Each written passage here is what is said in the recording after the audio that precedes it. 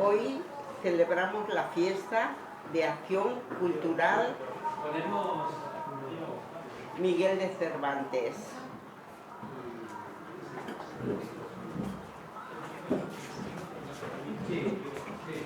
Como todos los años, celebramos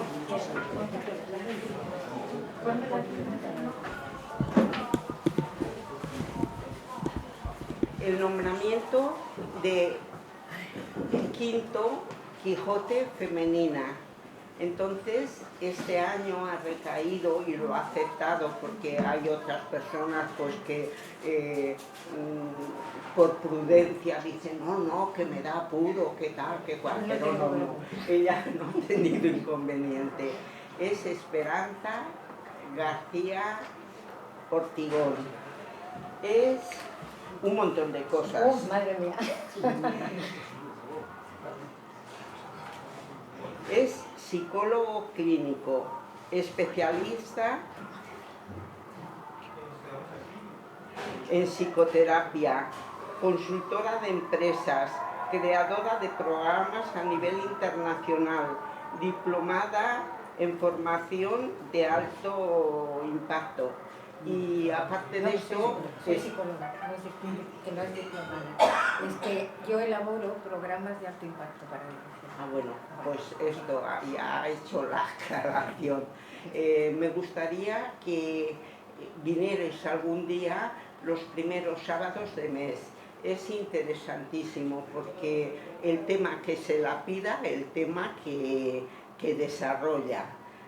Y la vamos a dejar, de momento, no lo sé si dejarlo para el final, después de esto, pero no, yo creo que es ahora cuando se la nombra quinto Quijote femenina. De momento,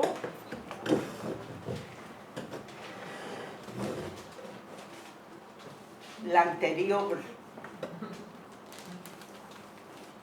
Quijote la entregará. No podéis creerlo, estoy harta de dar conferencias, pero estoy nerviosa. Pues enhorabuena. Ay, muchísimas gracias. Muchísimas gracias. Por muchos años. Ay, gracias. Se me acumula la tarea. Hay que aclarar una cosa, el Quijote está averiado, ya vino con la mano rota, lleva en la mano un libro y vino con la mano rota. He tratado de cambiarlo, pero al final he sostenido el roto hasta que ella lo vea y entonces lo enviaremos. ¡Oh, qué bonito!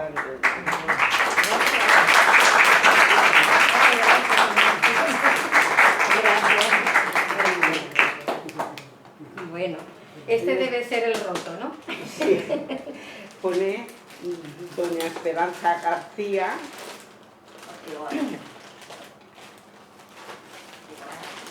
Es nombrada en Quijote femenino y después Acción Cultural Miguel de Cervantes. Bueno, esto es como cuando vienen los reyes, ¿no? Que abrimos los regalitos. Perdonad, esto de directo no me va. A ver.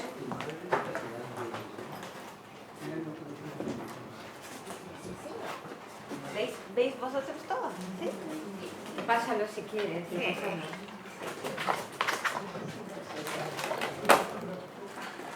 Como hay que devolverlo. Está muy bien guardado. Muy bonito, ¿verdad? Está tan guardado que no lo podemos sacar. Espera. ¿Vais pasando? Ahora. Qué bonito.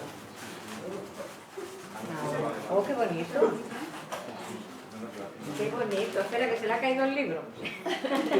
Como se le ha caído la mano, se le ha caído el libro.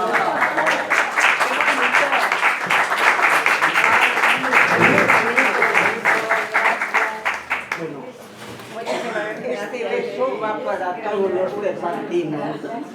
Gracias. Ay, es muy bonito, ¿eh? Sí, sí. El pobre lo del manco. ¿Ha quedado manco todavía? A ver, ahora. Pues ya está. Cuando venga el nuevo, ya me lo llevo para casa. Y entonces, bueno. Ay, Esperanza. Esperanza, un momento. Mira, que como no ha podido venir Carmen, porque Ay, está me lo muy dijo malita, anoche, Carmen Leal. hizo un encargo de traerte un ramo Gracias. de su padre. Vale. Y muchísimas gracias y felicidades. Ay, muchas gracias. Está malita y no puede. Y Cervantina en esta ocasión no ha acudido a las flores, ha acudido a los caramelos de miel. Uno para la anterior y otro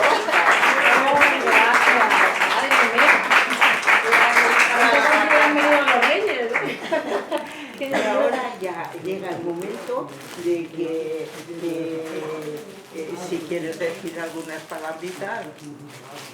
Hola, y adiós. Y entonces ahora será la que diga unas palabras. Unas palabras no he escrito 4 folios, ¿eh? Está a mano, ¿eh? O sea, que ocupa más. Mirad, como yo soy de compartir, lo vamos pasando y cogéis caramelo. Si quieres yo también, ¿no? Para que pasen. No, ya Y lo está. vamos Ya está. pasando. Sí. Bueno. Bueno, Oye, vuelvo a mis hijos. No, te quedas aquí. bueno. Me vais a permitir que lo lea, porque no quiero dejarme nada de lo que quiero decir. Ya los que me conocen saben que normalmente no leo. No lees. Pero hoy, Damos que no lees. por eso, pero hoy prefiero leer porque así digo lo que de verdad quiero expresar. Bueno, pongo. Mi agradecimiento de corazón a Cervantina, a Marisol y a todos y cada uno de vosotros.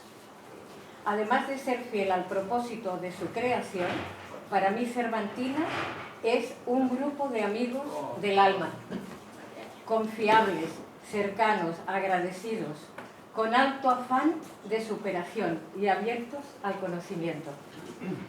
Además de honrarme hoy con este premio cargado de afecto, me habéis permitido compartir todo lo que he aprendido, el sentido de la vida, el estar en la vanguardia de la ciencia y dar herramientas que faciliten ser la mejor versión de uno mismo.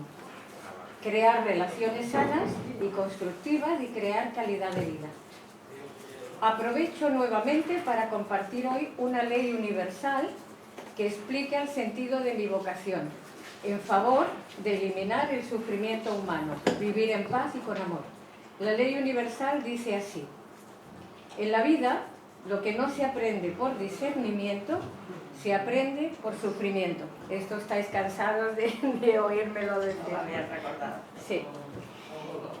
Poder poner luz y orden en nuestras mentes y en nuestras vidas evoluciona nuestra conciencia. Y eso nos acerca más a conectarnos con el todo, con lo que la ciencia cuántica llama el campo holográfico de conciencia, la no localidad cuántica, donde están todas las posibilidades y a través de la intuición y de la inspiración obtenemos positividad y soluciones creativas en nuestras vidas. He dado con amor y encontré en vosotros también amor, receptividad, confianza y agradecimiento, y esto ha sido muy enriquecedor para mí. Gracias por permitirme compartir lo que sin duda es el sentido de mi vida. Y ahora quiero compartir un pequeño homenaje a Cervantes y a nuestro ingenioso hidalgo Don Quijote. Y aquí viene el rollo, pero creo que ha quedado divertido.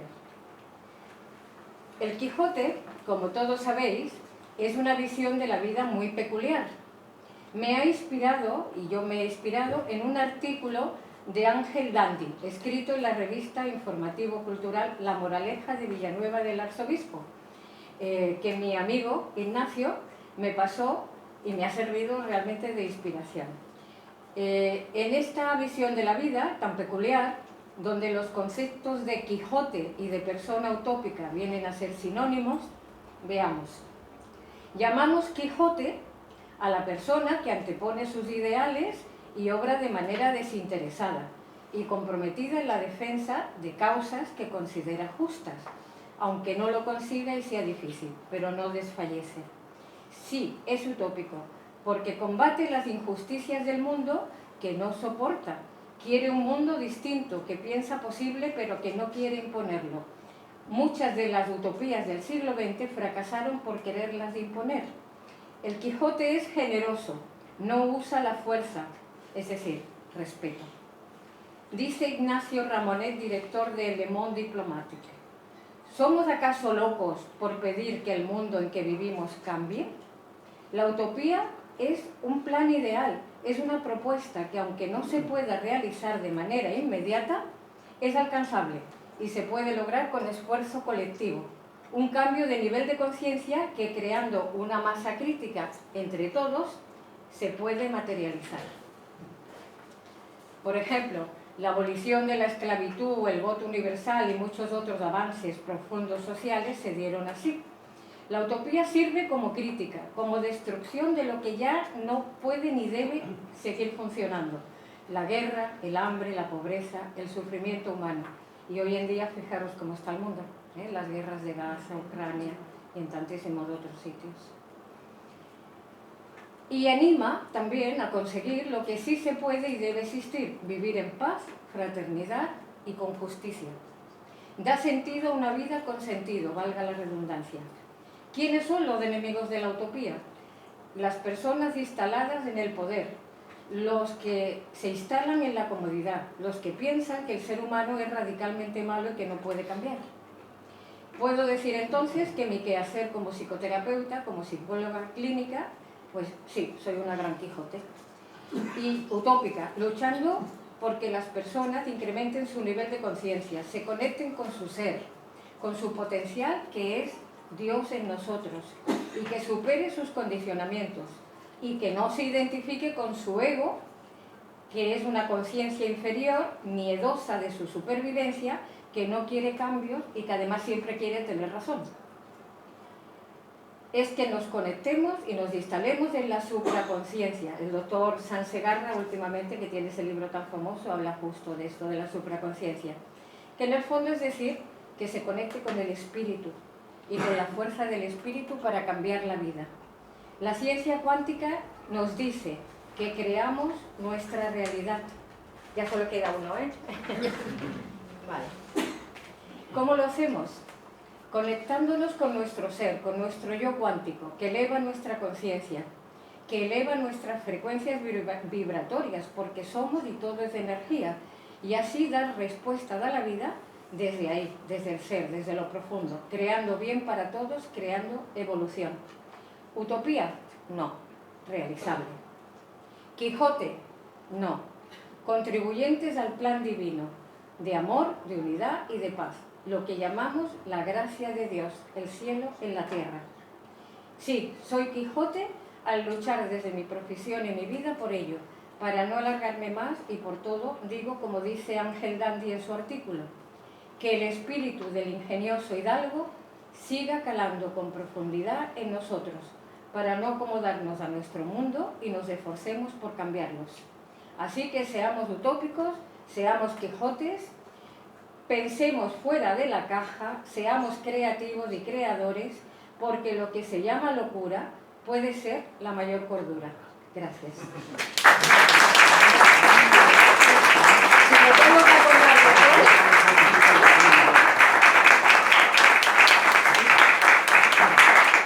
lo he leído porque si me tengo que acordar de todo, no tengo crudo. Se admiten 5 preguntas. A ver. Esto ya no me lo esperaba. No pasa nada. Allí. Si no lo sé, diré no lo sé. Pregunta. Sí. ¿Cuál crees que sería la utopía más necesaria hoy en día? Pienso que los valores profundos, el vivir con valores profundos, da igual el tipo de religión, de si la persona es atea, de si pertenece a una ideología, a otra, pero creo que el vivir en los valores profundos es la forma fundamental de poder conectarnos con eso, con el ser, y elevar nuestro nivel de conciencia. Quizás la mayor utopía sea pensar que hay un nivel de conciencia y un espíritu que es en el campo sutil, que no lo vemos, todo lo contrario del materialismo científico de la ciencia, pero que realmente ahí está la base de la vida y de la realidad. Por eso creo que el nivel de conciencia y el vivir correcto con los valores es la mayor utopía en el sentido de que es realizable. Sí. Sí.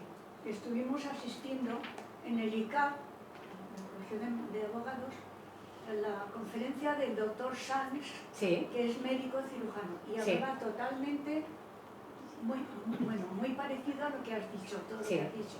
De hecho, nos conocemos del colegio médico. Sí. Justo. Entonces ya no tengo nada más que decir. Nos conocemos, pero mira qué curioso. Yo fui a una conferencia al colegio médico de otro doctor amigo suyo. Y este doctor, que es un señor pues de otra, bueno, más metido en el materialismo científico, también neurocirujano. El doctor Sanz no, él es cirujano de estómago y tal. Y entonces resulta que, claro, el doctor que daba la conferencia dijo, bueno, yo esto que ha pasado no lo sé explicar. Y entonces yo, que no me callo ni debajo de agua, pues me atreví a decir que en realidad lo que él explicó pasaba porque existía el campo cuántico de conciencia. Y hablaba de la superconciencia. La supraconciencia, sí. Y tiene el libro, trajo el libro, pero no lo he podido coger. Sí. Pero está muy bien escrito ese muy bien libro. escrito. Este hombre está haciendo una labor Y extraordinaria. sigue muchas conferencias por todas partes. Sí. Este hombre habla precisamente de la existencia de la supraconciencia, pero la supraconciencia no es otra cosa que lo que todos conocemos por el espíritu. El espíritu que la ciencia, ahora el nuevo paradigma de la ciencia cuántica, llama el campo holográfico de conciencia, es decir, donde está el todo. Ya cada uno tiene su concepto de Dios, ¿eh? Pero en realidad, ¿por qué dice la ciencia cuántica que creamos la realidad? Creamos la realidad porque ahí donde tú pones tu nivel de conciencia, ¿qué pasa? Que te conectas con el campo holográfico de conciencia, con el todo, y el observador colapsa la energía del campo sutil al campo material. Por eso cuando uno se instala en una determinada visión de la vida, en unos determinados valores, en un determinado nivel de conciencia, hace posible que eso se materialice. En ese nivel de conciencia, él dijo también que hiciéramos meditación. La meditación es una técnica que ya está reconocida incluso por el campo médico, ¿eh? Porque la meditación lo que hace es dejarte la mente tranquila, es decir, es poder llegar a un nivel en que el pensamiento, mirad, hay un concepto muy bueno que yo estudio mucho, estudio física cuántica, tengo muchos intereses, pero también la mística judía. La mística judía habla del Satán. El Satán no se refiere al diablo de los cuernos, de los rabos, no. Se refiere a cuando la mente, desde el ego, desde el temor que tiene al peligro de su supervivencia, nos mete miedos. Eso es lo que llama el Satán, ¿eh? La mística judía. Y entonces es importantísimo el hecho de que logres poner ese Satán, que sería esa voz interna que nos va metiendo miedos y nos condiciona, que seamos capaces de calmarla, de acallarla. Y entonces desde el silencio te conectas con el ser, con Dios del uno, ¿eh? Dios de nosotros. Y desde ahí te conectas con el universo. La inspiración, la intuición, es esto. Es, digamos, como si Dios nos llamara por teléfono. Cuando oramos, somos nosotros los que llamamos a Dios para pedirle. Pero cuando hay intuición, es Dios llamándonos a nosotros. Él insistió mucho en el problema del ego. Claro, el ego es el condicionamiento. Lo que trabajamos en psicoterapia son los condicionamientos del ego. Sí, por favor. Ya dijimos esto y ella quiere... Mira, yo tengo una pregunta. Esto de que dices la meditación, ¿tiene alguna influencia oriental? Sí. En su origen. Sí, sí. Sí, su origen es del budismo, del taoísmo, bueno. Es una técnica que te permite eso, te permite tranquilizar la mente y entonces dar paso a la intuición y al ser, que se pueda manifestar el ser. quería preguntar, ¿qué influencia tiene la literatura en la salud mental de las personas o cómo puede la psicología, digamos, en qué lugar ponéis la literatura? La literatura depende de quién la escriba. No, o sea, me refiero... Es como la vida, depende claro. de dónde dirijas tu vida, así es algo condicionado y de una conciencia más ordinaria, o es algo más inspirado de una conciencia superior. Los grandes literatos, como un Cervantes, o los grandes pintores, los grandes músicos, lo que llamamos genios, son personas conectadas por dentro y desde dentro conectados con el campo holográfico de conciencia, con lo que llamamos Dios, cada uno que entienda el Dios que considere. Entonces la literatura depende de quién la escriba. Si la escribes desde dentro, desde el ser, normalmente es algo que traspasa el tiempo y el espacio. Por eso estos grandes genios, aunque hayan pasado siglos, siguen diciendo verdades como templos. Sin embargo, hay mucha literatura de otro nivel, más condicionada por el ego. Por eso te digo que depende de donde te ubiques.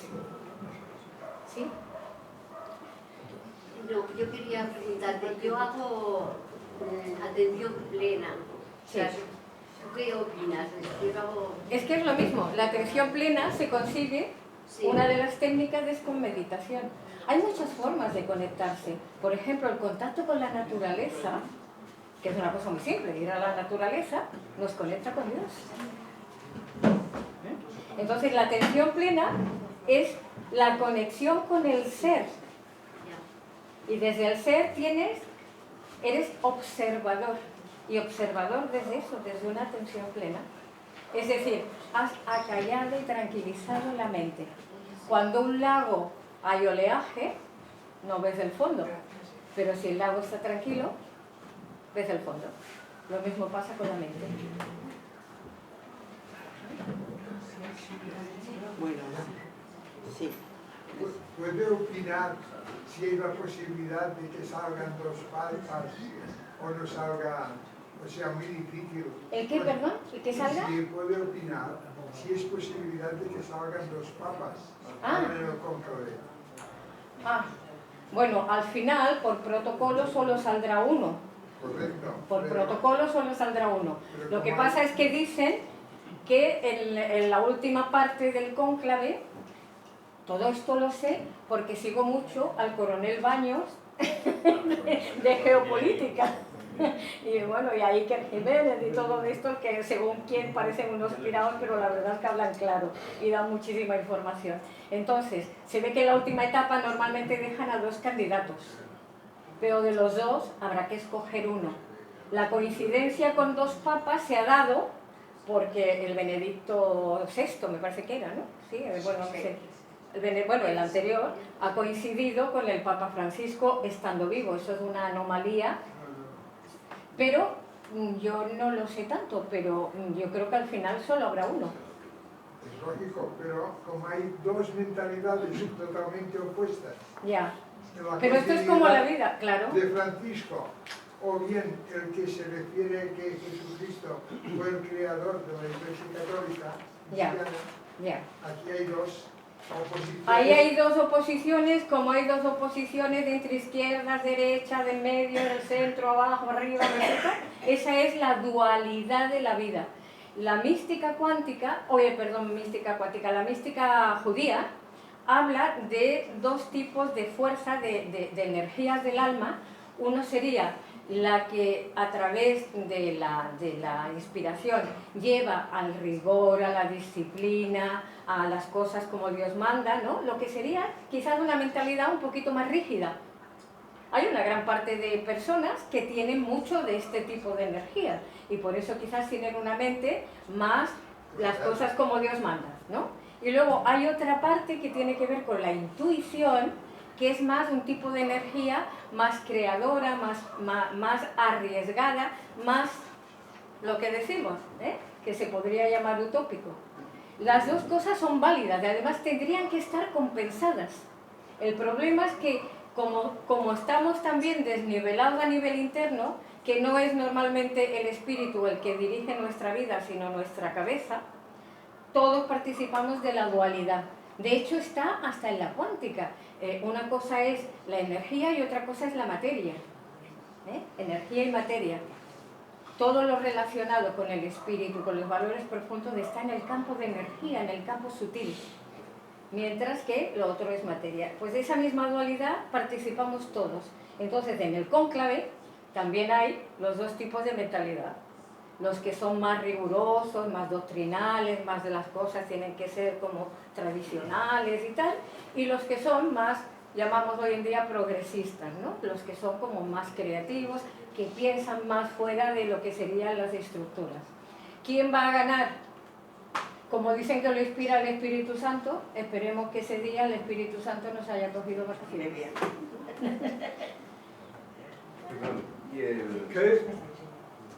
¿Cómo incluirías tú o cómo analizarías el yin y el yang oriental, esa filosofía del Sí. oriental? Bueno, son dos tipos, estamos de lo mismo, son dos tipos de energía humana diferentes.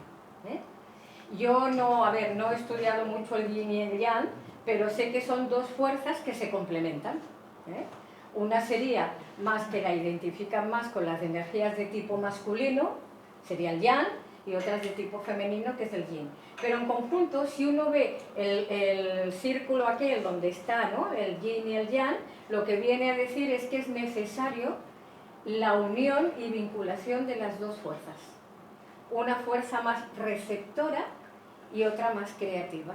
De hecho, cuando se fecunda un ser, se dan las mismas fuerzas. Se da una parte que es, digamos, la parte del esperma, que sería una parte que trae la información, y el óvulo, que es receptivo. Es el mismo tipo que se va dando en toda la naturaleza. El yin y el yang son dos fuerzas diferentes, complementarias, y que juntas crean vida. No sé si satisface tu explicación. La última pregunta ya. Perdón. Dime. ¿Y el mal dónde está en toda la ecuación? Vale, mira, esto te voy a responder también desde la mística judía, porque a mí ha sido lo que más me ha aclarado el tema del mal. A ver, el mal existe. Porque de hecho además es como, mira, ¿verdad que decimos que el frío es ausencia del calor en física? ¿No? Pues el mal es ausencia del bien.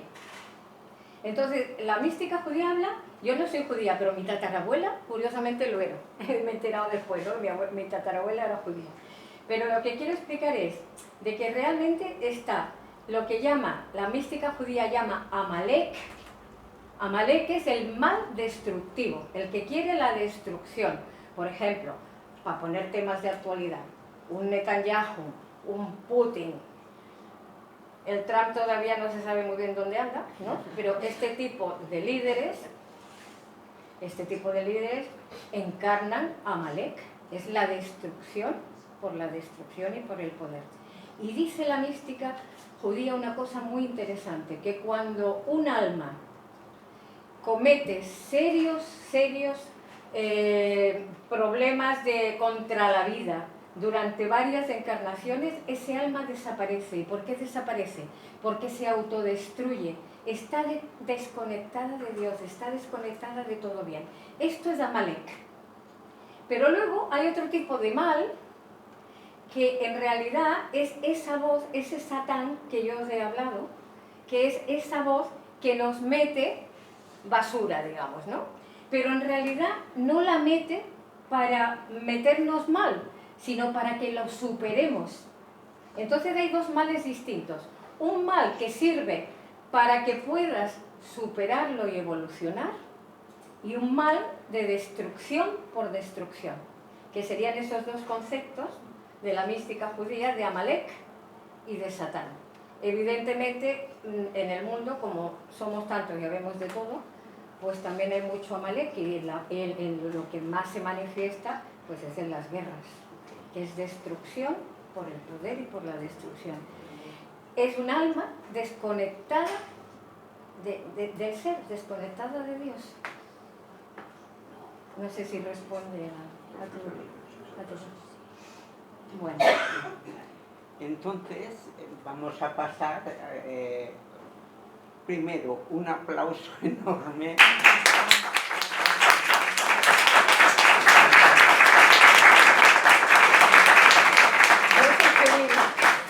Yo pudiendo compartir esto soy feliz porque tal como he explicado es el sentido del libro. Entonces os agradezco muchísimo porque me permitís poderlo expresar y eso a mí también me llena. Y nosotros escucharlos. Gracias. Vamos a pasar a la segunda parte y es el acta del 38 Concurso Literario Internacional Dulcinea. Hoy, 3 de mayo de 2025, a las 11 de la mañana, en nuestra sede social, se ha reunido el jurado para elegir a los ganadores de este concurso en las modalidades de cuento y de poemas. El jurado lo forman presidente doña María Teresa Torres. Levántate, María Teresa, para que te vean. Vocal primero, Francisco Morales. Vocal segunda, Virginia Suey. Vocal tercera, Elvira Mestres. ¿Dónde está Elvira? Y secretaria he sido yo, Marisol Riquelme.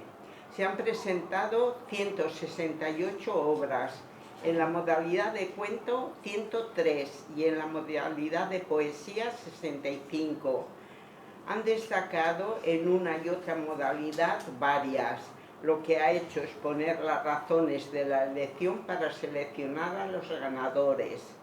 Modalidad de cuento, la número 6, El Camino.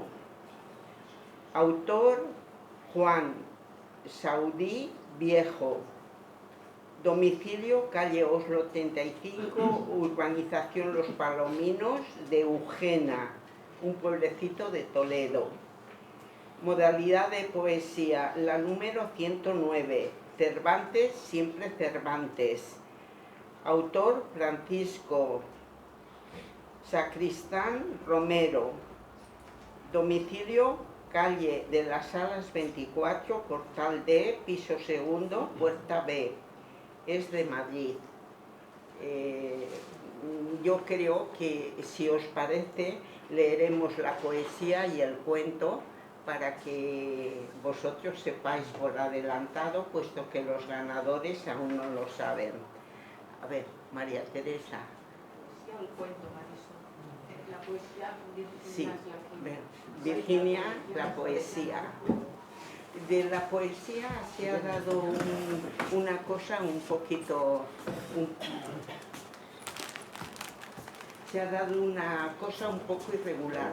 Normalmente venían muy pocos de poesía porque el tema se impone, es Cervantes o la obra de Cervantes.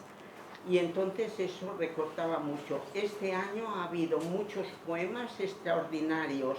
Ha costado mucho dilucidar cuál elegíamos. Y entonces, ved el número 6. Cervantes, siempre Cervantes. Fueron más bien certezas las proezas de tus personajes que la aventura, que acompañó la vida de incertidumbres, que recorriste en soledad, tumultos, de prisión en prisión. Tu genio amordazado por la ponzoña ardiente de enemigos, venció el tiempo, no contando en días, pero sí en una luz fija de eternidad. Triunfaste sobre todo y todos. Convirtió inmortal tu pena y sueño, y traspasó límites y horizontes, porque su esperanza ayer y es esperanza hoy. Las velas de los molinos en la distancia continúan diciendo en suave brisa que la batalla a toda hora será ganada y que el futuro en tu obra brilla. La rueda de la fortuna anda más lisa que la rueda de un molino, y cómo puede la desventura y cómo ha de burlarse de ella, escarneciendo los lances, rayos, la trampa, el ardid, las armaduras. De la cárcel levanté el monumento, con mi España toda en andadura, de un rincón brioso y la errante sandez, del hidalgo y del sentido. Sancho no hay prisión o jaula que libre me detenga, ni en los ojos de los vivos lloran cenizas.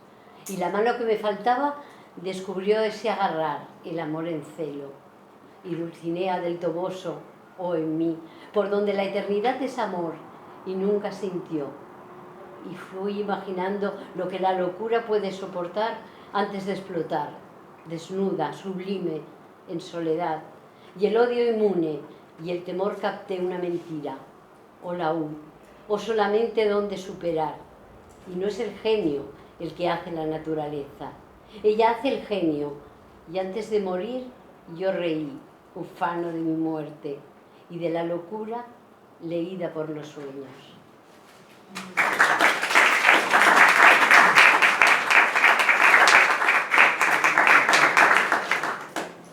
Y el cuento ha sido el número 6, María Teresa.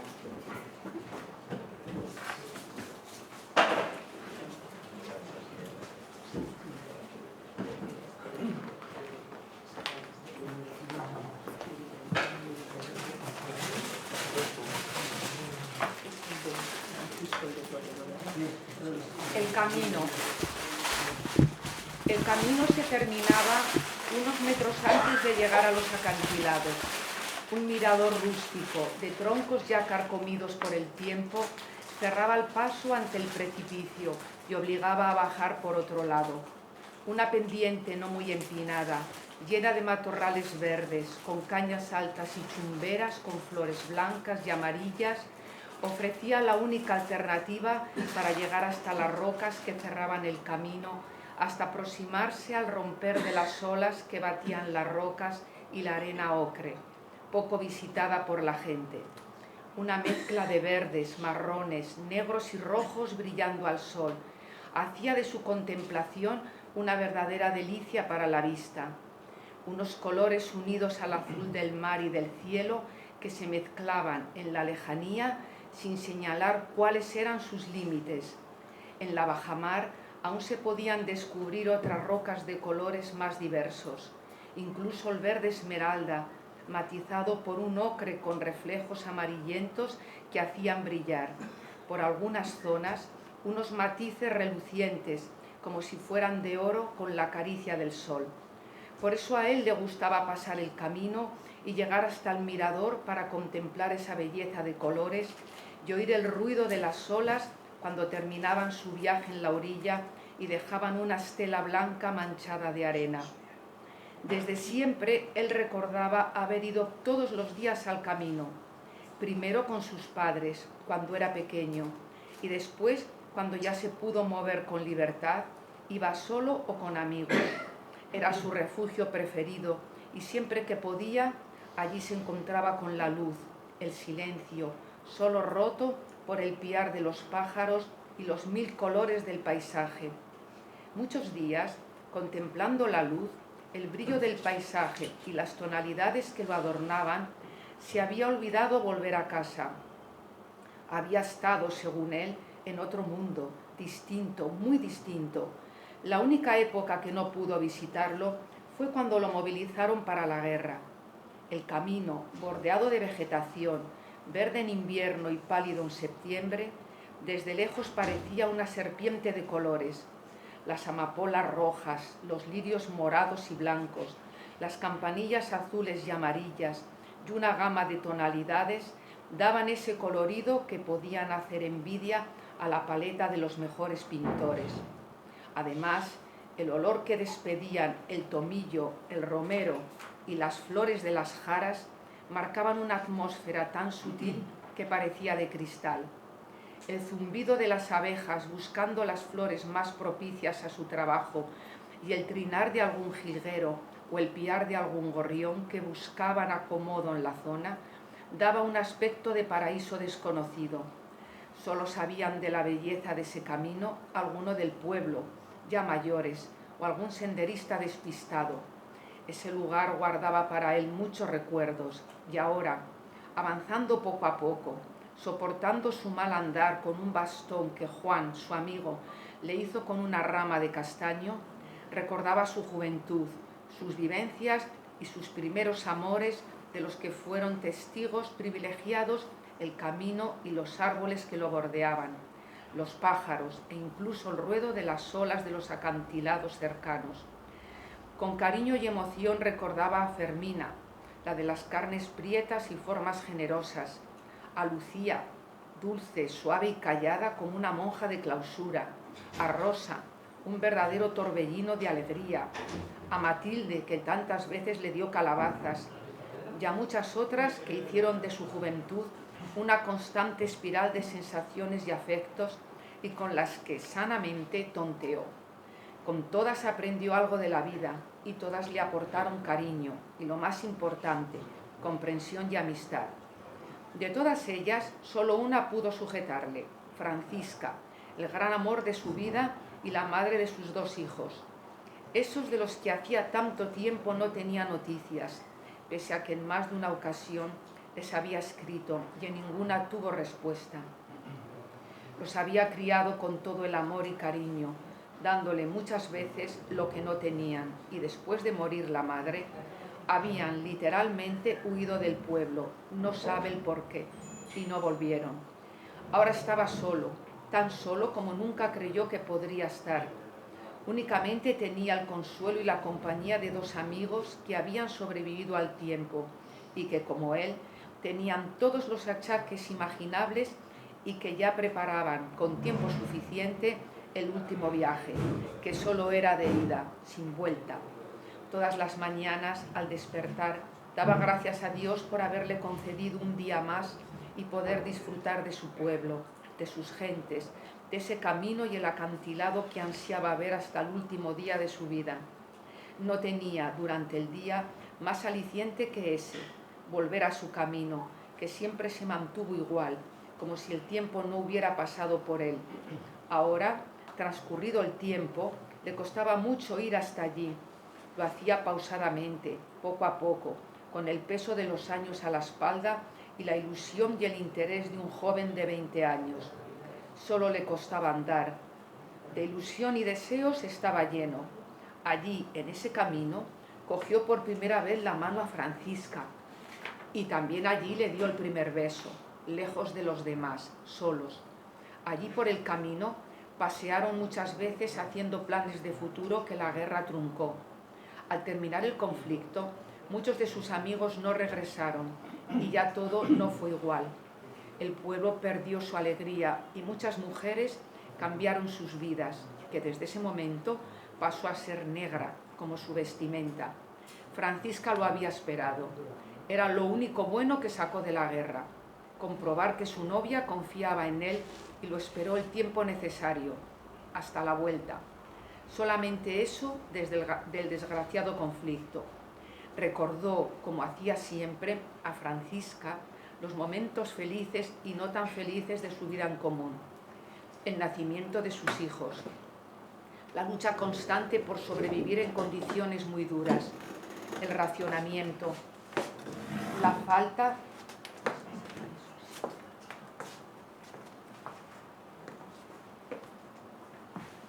de lo elemental para poder comer y vivir, una vida llena de penurias y problemas que soportaban Francisca y él para que sus hijos tuvieran al menos algo que comer y vestir. Por momentos se sentía cansado y se apoyó en el tronco de la encina caída. El día estaba radiante e invitaba a la vida, a disfrutar la naturaleza en todo su esplendor, pero él se sentía fatigado, como si el cuerpo le pesara más de lo normal y le impidiera moverse. Siguió sentado, dejando pasar el tiempo, sin prisas. La respiración, sin saber el porqué, se le había vuelto más agitada que de costumbre.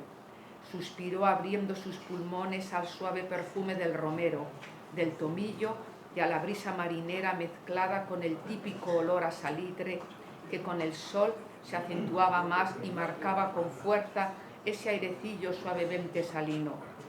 Intentó levantarse, pero las piernas no le respondían. Era extraño lo que le estaba pasando, pensó. Según el médico, solo tenía los achaques propios de la edad, un corazón cansado y los típicos problemas de huesos, y esos ya no se curarían. Volvió a recordar a Francisca. Era como si estuviera junto a él, llamándole tan cariñosamente como siempre lo hacía en vida. En poco tiempo se marchó por la maldita enfermedad que la atacó a traición y se la llevó. Cerró los ojos y la volvió a ver, lozana, alegre, llena de vida, extendiéndole los brazos en dulce espera. Se sentía cansado, muy cansado, como nunca había estado.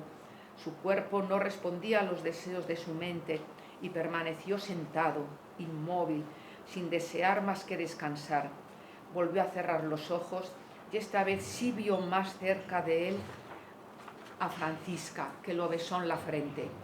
Una sensación extraña, mezcla de sueño, relajación, alegría y paz le estaba ayudando a dejarse llevar. Se marchó sin ruido, suavemente, dejando partir su espíritu en busca de su amor, de Francisca, que le esperaba cerca, junto al camino, como siempre hizo. Su cuerpo encorvado aún conservaba el bastón de rama de castaño entre sus manos. Parecía dormir.